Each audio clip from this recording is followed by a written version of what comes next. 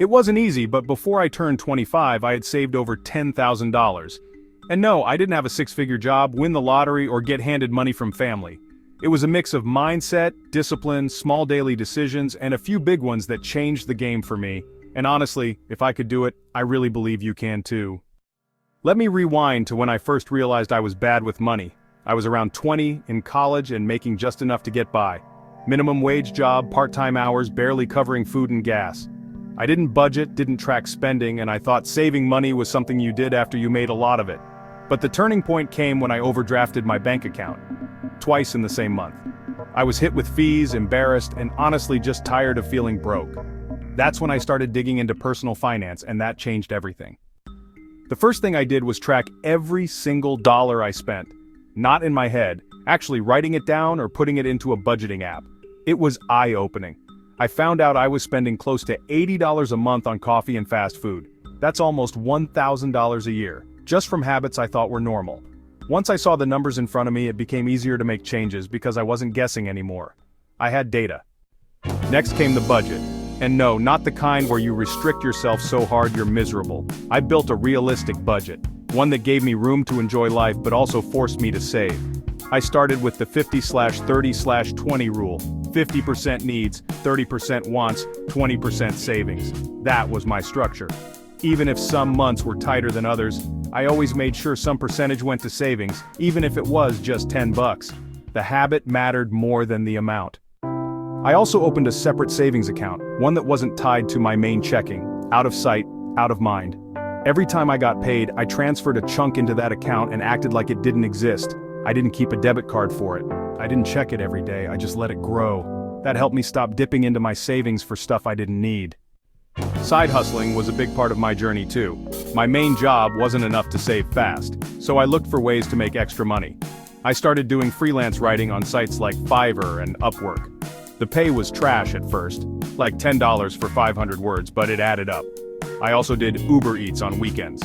It wasn't glamorous, but I made an extra $100 to $150 a week consistently. That's $400 to $600 a month. Half of that went straight into savings.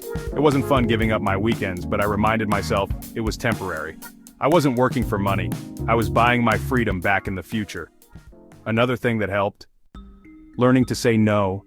No to expensive nights out, no to shopping just because there was a sale, no to subscriptions I barely used. I went through my bank statements and canceled everything I wasn't using at least twice a month. That included a gym membership I hadn't touched in 3 months, a random Amazon channel subscription, and even a premium Spotify account. All of it was costing me money without adding real value to my life. And honestly, it didn't feel like sacrifice. It felt like taking control. One of the biggest mindset shifts I had was redefining what being rich meant to me. It wasn't about designer clothes or the latest iPhone, it was about having options. The option to move out when I was ready. The option to take a trip without going into debt. The option to breathe when an emergency popped up.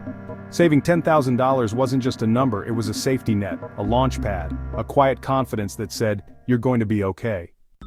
I also kept my lifestyle simple even when I started earning more. That's something people don't talk about enough, lifestyle creep.